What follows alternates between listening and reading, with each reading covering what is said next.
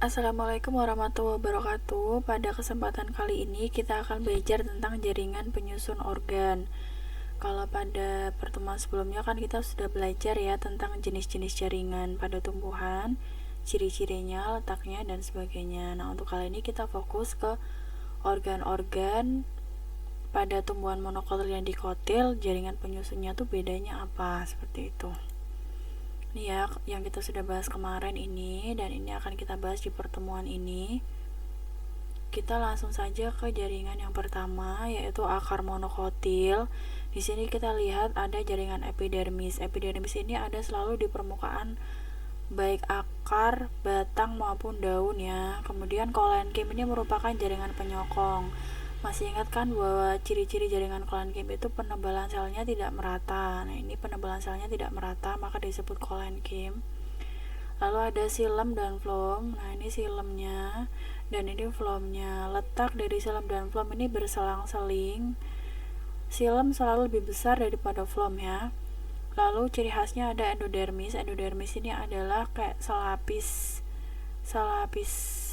sel yang dia mengalami penebalan di salah satu sisinya saja. Makanya disebut kolenkim. Kolenkim penebalannya kan tidak merata. Nah, ibaratkan endodermis itu bulat seperti ini, yang menebal itu hanya bagian sininya saja, yang sininya tidak. Ini berfungsi untuk filter air yang masuk, seperti itu. Sudah, kemudian jaringan berikutnya. Oh iya, bagian tengah ini karena berkas pembuluhnya melingkar sehingga bagian tengahnya kan kosong. Kosong pasti ada jaringan pengisi atau jaringan parenkim. Parenkim pengisi di sini disebut sebagai ampulur, ya. Kita lanjut ke jaringan berikutnya. Ini akar dikotil. Kalau pada akar dikotil ini dia tidak punya ampulur di tengahnya. Kenapa? Karena silemnya ada di tengah seperti bintang seperti ini. Kemudian floemnya tuh di luar yang kecil-kecil ini. Nah, silem dan floem ini disebut silinder pusat ya, silinder pusat. Sama juga di semua bagian tumbuh-tumbuhan, baik itu monokotil maupun dikotil, silem dan floem itu membentuk silinder pusat.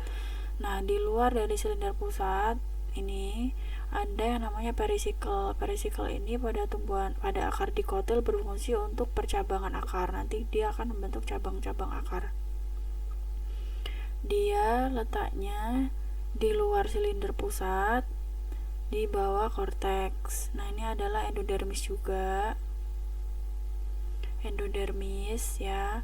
Lalu di sini adalah parenkim. Nah, parenkim itu kan ada macam-macam ya. Ada parenkim untuk menyimpan udara, untuk menyimpan air, untuk menyimpan hasil fotosintesis. Nah, ini adalah parenkim penyimpan. Ini yang ungu-ungu ini adalah pati ya. Sudah, itu saja. Lanjut, batang monokotil. Nah, ini kalau dilihat batang monokotil ini adalah berkas-berkas pembuluh. Kalau kita zoom jadinya seperti ini. Ini adalah silemnya dan ini floemnya yang mengelilingi silem.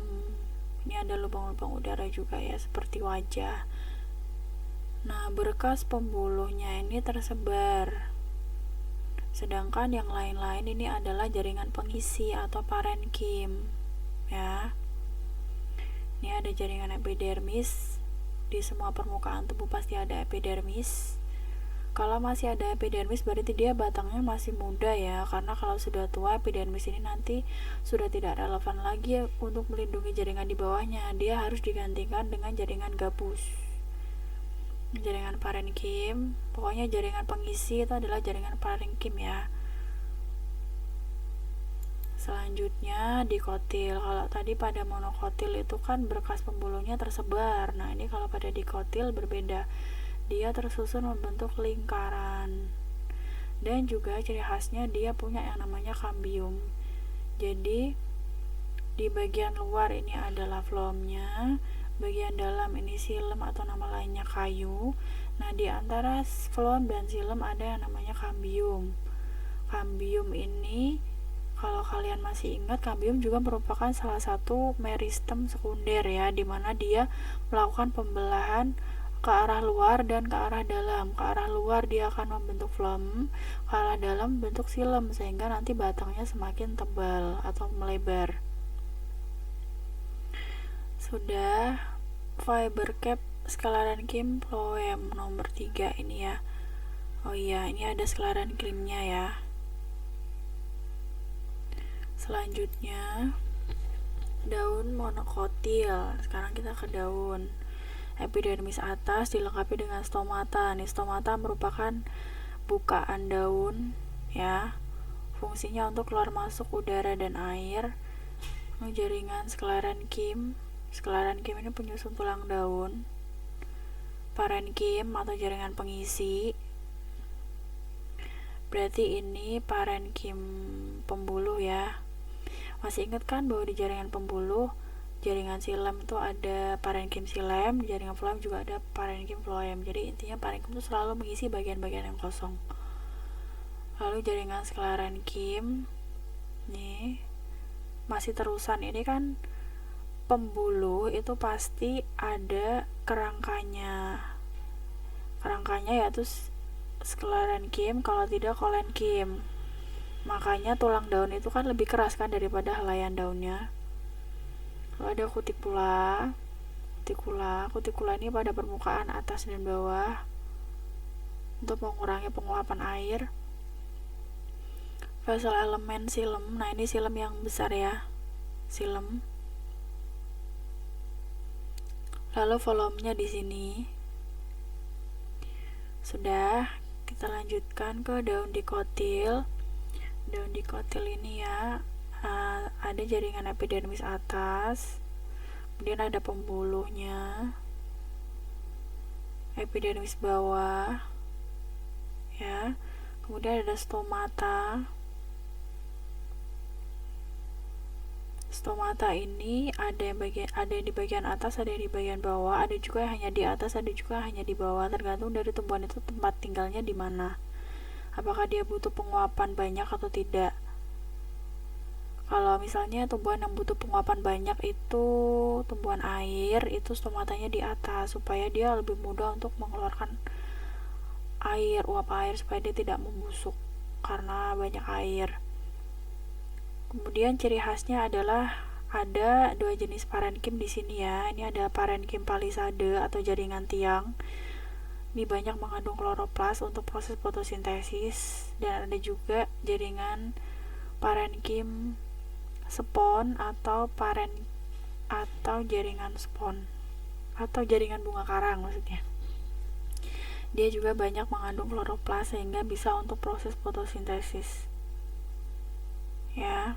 Jadi fotosintesis itu terjadi di mana saja asalkan ada kloroplasnya. Apakah di epidermis bisa? Tidak bisa, kecuali pada jaringan stomata.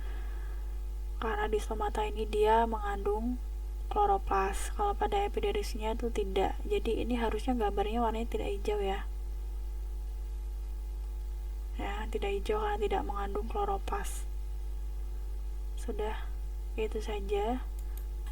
Jadi tabel perbedaan antara tumbuhan monokotil dan dikotil kalau kita lihat pada akar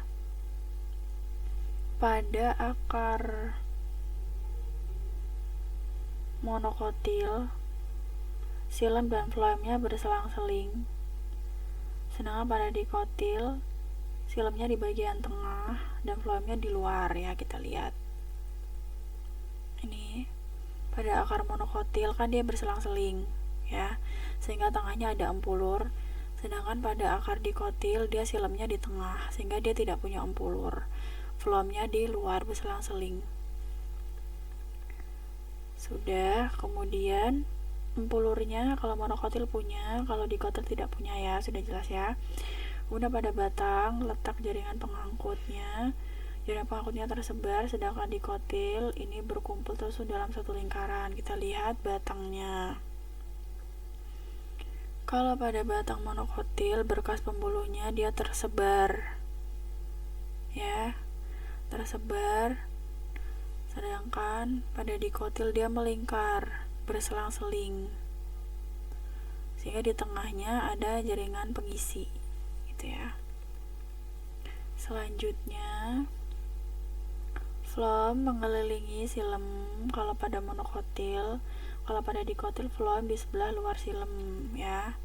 Ini ya, kalau pada monokotil phloem ini kalau kita perbesar, Phloem mengelilingi xilem ya.